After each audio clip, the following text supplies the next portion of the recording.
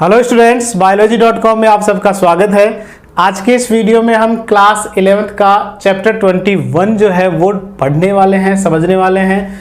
और इस चैप्टर का नाम है neural control and coordination. Neural control, तंत्रिकीय नियंत्रण और समन्वय वाला जो पार्ट है वो हम डिस्कस करने वाले हैं। इस पार्ट में हम नर्वस सिस्टम होता क्या है, क्यों आवश्यक है, मस्तिष्क क्या है, मेरुरज्जु क्या है और उनकी क्रियाविधि क्या है, कौन सा भाग किस भाग को नियंत्रित करता है और किस तरह ये हमारे पूरे बॉडी का समन्वय स्थापित करता है, कोऑर्डिनेशन का काम करता है, वो सब हम डिस्कस करने वाले हैं।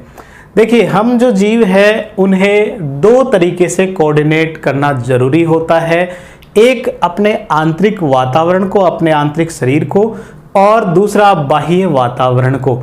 इन दोनों के बीच में हमारे आंतरिक जो आवरण बना हुआ है, अंदर जो विभिन्न अंग है उन विभिन्न अंगों का और जो बाहरी वातावरण है उनके बीच में समन्वय बना रहना बहुत जरूरी है। और समन्वय को बनाए रखना ही होम्योस्टेसिस कहलाता है, जिसे हिंदी में सम अवस्था कहते हैं। सम अवस्था यानी कि आपका जो बैलेंस है आपके शरीर के विभिन्न अंगों का और उसके वातावरण के बीच में एक निश्चित बैलेंस बना रहना जरूरी है।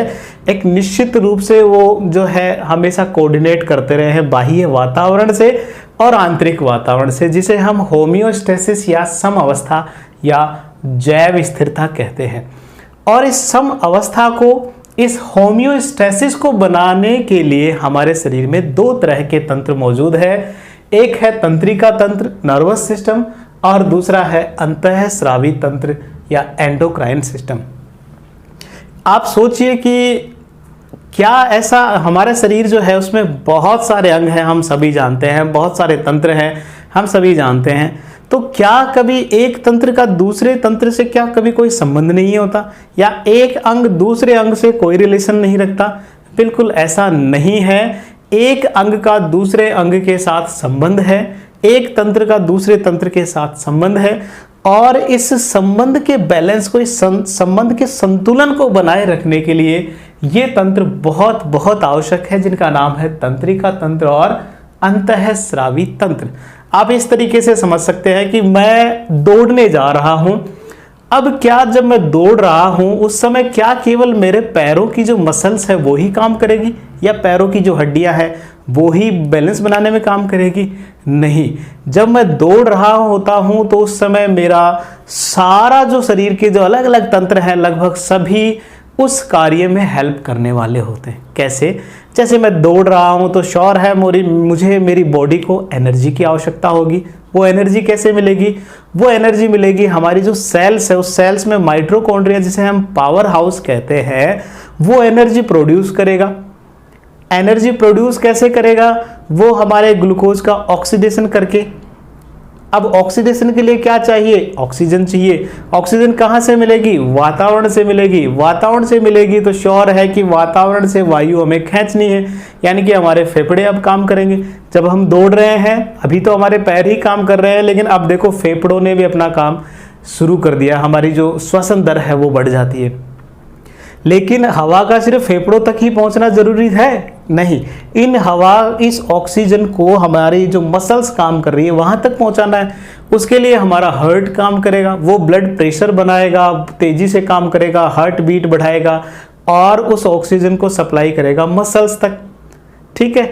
इसी तरह हमें जब दौड़ रहे हैं तो हमें बाह्य वातावरण का ज्ञान होना भी जरूरी है कि बाहर कोई खड्डा नहीं है। कोई खड्डा हो तो हम उसको जंप करके चलें। ठीक है। वहाँ हवा गर्म है या ठंडी है, ठीक है, किसी तरह का कोई थ्रेटन, कोई खतरा तो नहीं है। तो उन सब स्थितियों का ज्ञान करने के लिए हमारे बॉडी के अलग अलग पार्ट्स, अलग अलग ऑर्गन्स, अलग अलग सिस्टम इसके लिए काम करते हैं। और इस पूरे काम को करने के लिए, इस तरह के कोऑर्डिनेशन को, इस तरह के समन्वय को स्थापित करने के लिए दो सिस्टम बहुत बहुत जरूरी है जो हमें नेचर ने प्रोवाइड किए हैं, और वो है तंत्रिका तंत्र और अंतःस्रावी तंत्र। तंत्रिका तंत्र की जो कार्य विधि है बहुत तेज है, वो प्रकाश की स्पीड से काम करता है। अंतःस्रावी तंत्र जो है वो हार्मोन्स से बना है। ये जो हमारा कोऑर्डिनेशन स्थापित करता है वो हार्मोन्स के थ्रू करता है। किसके सहायता से? हार्मोन्स की सहायता से अंतःस्रावी तंत्र काम करता है, लेकिन इसलिए ये थोड़ा स्लो है। केमिकल्स की सहायता से करता है। जो अंतःस्रावी तंत्र है वो रसायन प्रकार का कोऑर्डिनेशन स्थापित करता है, केमिकली कोऑर्डिनेशन करता है, जबकि ये जो है वो एक तरह से इलेक्ट्रिक कोऑर्डिनेशन का काम करता है।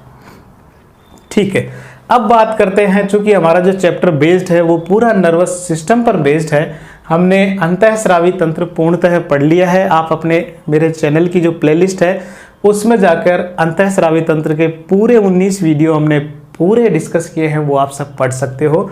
बात करते हैं तंत्रिका तंत्र की। तंत्रिका तंत्र जो हमारा जो नर्वस सिस्टम जो है, जो न्यूरल सिस्टम है, वो दो प्रकार का होता है। एक होता है सेंट्रल नर्वस सिस्टम, जिसे हिंदी में कहते हैं केंद्रीय तंत्रिका तंत्र, और दूसरा है पेरिफेरल नर्वस सिस्टम या परिधीय तंत्रिका तंत्र। तो तंत्रिका तंत्र जो है वो दो प्रकार का होता है, केंद्रीय तंत्रिका तंत्र और परिधीय तंत्रिका तंत्र। Central nervous system, central neural system और peripheral nervous system. Central nervous system क्या होता है? ये हमारे पूरे नर्वस सिस्टम का एक तरह से सेंटर है। क्यों? क्योंकि ये हमारे जितने भी सूचनाएं हमें प्राप्त होती है, इंफॉर्मेशंस होते हैं, जितने भी स्टिमुलाई होते हैं, जितने भी उद्दीपन बाह्य वातावरण से या आंतरिक अंगों के जो स्टिमुलाई होते हैं, उद्दीपन होते हैं, उन उद्दीपनों को ये ग्रहण करते हैं, उन्हें प्रोसेस करते हैं कि वो किस तरह के हैं, उन्हें क्या आवश्यकता है, और कंट्रोल का काम करते हैं। अंगों के आपसी समन्वय में को बनाए रखने के लिए उनके कार्यविधि को कंट्रोल करने का काम करते हैं। इसीलिए इसे कहा गया सेंट्रल नर्वस सिस्टम। केंद्रीय तंत्रिका तंत्र है, ये केंद्र सरकार है जो पूरे सिस्टम को, पूरे तंत्र को कंट्रोल करता है और प्रोसेस करता है। और सेंट्रल नर्वस सिस्टम में दो महत्वपूर्ण जो अंग हैं वो आते हैं। एक है ब्रेन, जो हमारे स्कल या खोपड़ी के भीतर सुरक्षित है, और दूसरा है स्पाइनल कॉर्ड। स्पाइनल कॉर्ड को हम हिंदी में कहते हैं मेरुरज्जु। तो सेंट्रल नर्वस सिस्टम में दो संरचनाएं हैं, ब्रेन और स्पाइनल कॉर्ड। स्पाइनल कॉर्ड हमारी जो मेरुदंड जो है उसमें जो न्यूरल पोर होता है उसके अंदर पूरी लंबाई में ये रहता है स्पाइनल कॉर्ड, ब्रेन और स्पाइनल कॉर्ड। नेक्स्ट दूसरा जो तंत्र है दो प्रकार में, जो दूसरा है पेरिफेरल नर्वस सिस्टम या परिधीय तंत्रिका तंत्र। परिधीय तंत्रिका तंत्र होता क्या है? सेंट्रल नर्वस सिस्टम से जो तंत्रिकाएं निकल रही है, यानी कि ब्रेन से निकलती है, ये जो जितना भी तंत्रिका तंत्र है वो न्यूरॉन्स का बना होता है, तंत्रिका कोशिकाओं का बना होता है। तो ये जो ब्रेन और स्पाइनल कॉर्ड से जो तंत्रिका कोशिकाएं निकल रही होती है, उन कोशिकाओं का, उन तंत्रिकाओं से मिलकर बनी जो संरचना है, पूरा बना जो सिस्टम है, उसे हम पेरिफेरल नर्वस सिस्टम या परिधीय तंत्रिका तंत्र कहते हैं। तो केंद्रीय तंत्रिका तंत्र को शॉर्ट में हम CNS कहते हैं, सेंट्रल नर्वस सिस्टम। इससे जो निकलने वाली तंत्रिकाएं हैं उससे बना होता है परिधीय तंत्रिका तंत्र। और यहाँ से जो तंत्रिकाएं निकलती है वो तंत्रिकाएं दो तरह की होती है। सेंट्रल नर्वस सिस्टम से निकलने वाली तंत्रिकाएं दो तरह की होती है। एक होती है एफरेंट न्यूरॉन्स और एक होती है इफरेंट न्यूरॉन्स होती है। एफरेंट जो होती है वो संवेदी प्रकार की होती है। कैसी होती है? संवेदी तंत्रिकाएं होती है। और ये जो होती है ये चालक तंत्रिकाएं होती है। कैसी? चालक तंत्रिकाएं होती है। एफरेंट या संवेदी जो है वो किसी अंग से सूचनाओं को सेंट्रल नर्वस सिस्टम तक पहुंचाती है, जबकि इफरेंट या जो चालक होती है वो सेंट्रल नर्वस सिस्टम से सूचनाओं को संबंधित अंग तक लेकर जाती है। आप ऐसे समझ सकते हो, मेरे हाथ को कोई वस्तु गर्म लगी तो वो गर्म कैसे लगी? जैसे ही किसी गर्म वस्तु को हमने छुआ तो वहां से सूचनाएं जो है वो इस एफरेंट संवेदी तंत्र से होती हुई पहुंचती है ब्रेन में। ठीक है, और फिर ब्रेन जो है वो प्रोसेस और कंट्रोल का काम करेगा और बताएगा कि हाँ ये चीज़ जो है हमारे लिए नुकसानदायक है, हाथ को हटाना है। तो हमारी मसल्स को सूचना भेजेगा किसके थ्रू? चालक या एफरेंट के थ्रू। तो वहां से चालक और एफरेंट न्यूरॉन्स जो है वो मसल्स को कंट्रोल करेगी, वहां उनको सूचना देगी कि हाथ हटाना है, जो भी है।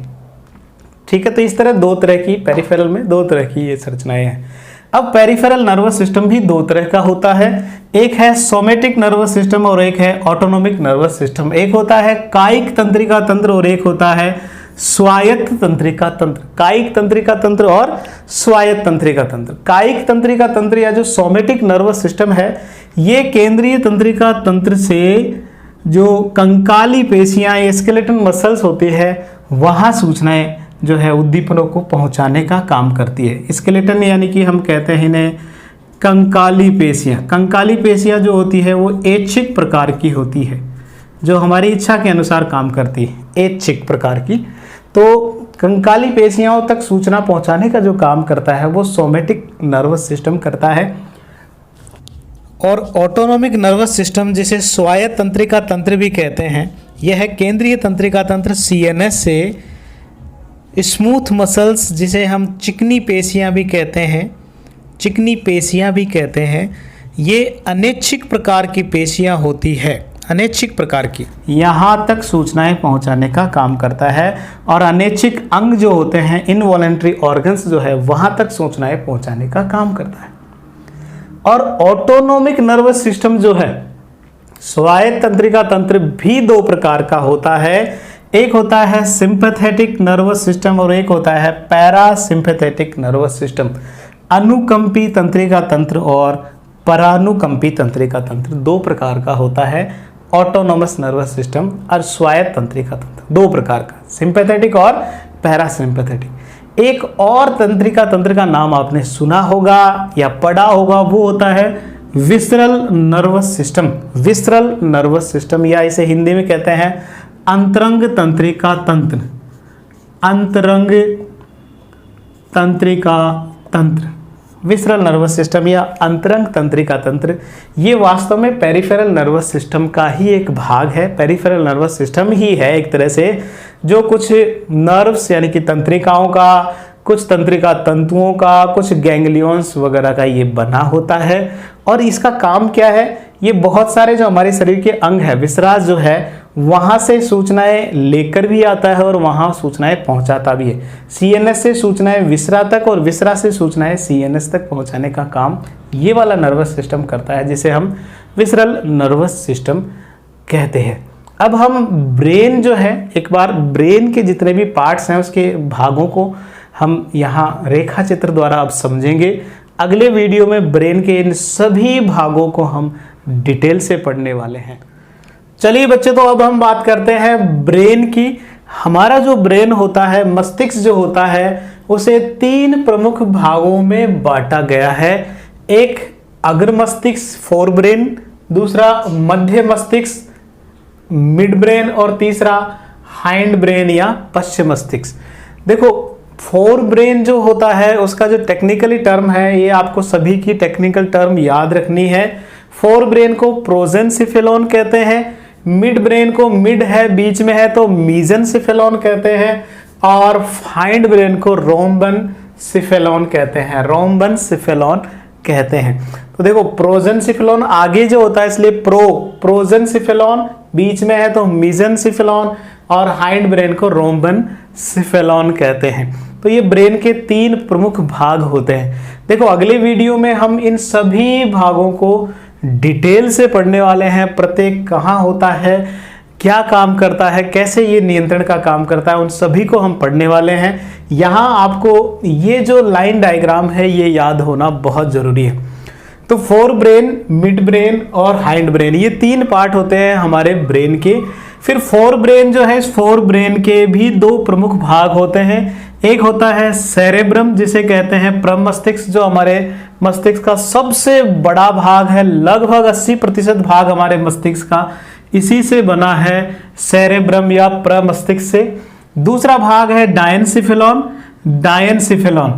डायनसिफेलॉन को हिंदी में अग्र मस्तिष्क पश्च भी कहते हैं। इसके दो महत्वपूर्ण भाग होते हैं डायनसिफेलॉन के, थैलेमस और हाइपोथैलेमस। थैलेमस और हाइपोथैलेमस, ये दो डायनसेफेलॉन के भाग है। तो सेरेब्रम, जैसे हमारी एनसीईआरटी में जैसे मेंशन है, आप वैसे भी समझ लें। एनसीईआरटी में मेंशन है कि फोर ब्रेन जो है उसके तीन प्रमुख भाग होते हैं, सेरेब्रम, थैलेमस और हाइपोथैलेमस। तो एक ही बात है, समझना है, लेकिन फिर भी आप इस तरीके से समझो तो और बढ़िया है। सेरेब्रम, थैलेमस और हाइपोथैलेमस। थैलेमस और हाइपोथैलेमस को हम सम्मिलित रूप से डायनसेफेलॉन कहते हैं। फिर बात करते हैं मिड ब्रेन की, मीजेंसेफेलॉन की, मध्य मस्तिष्क की। मध्य मस्तिष्क के भी दो भाग होते हैं, दो उसमें संरचनाएं होती है।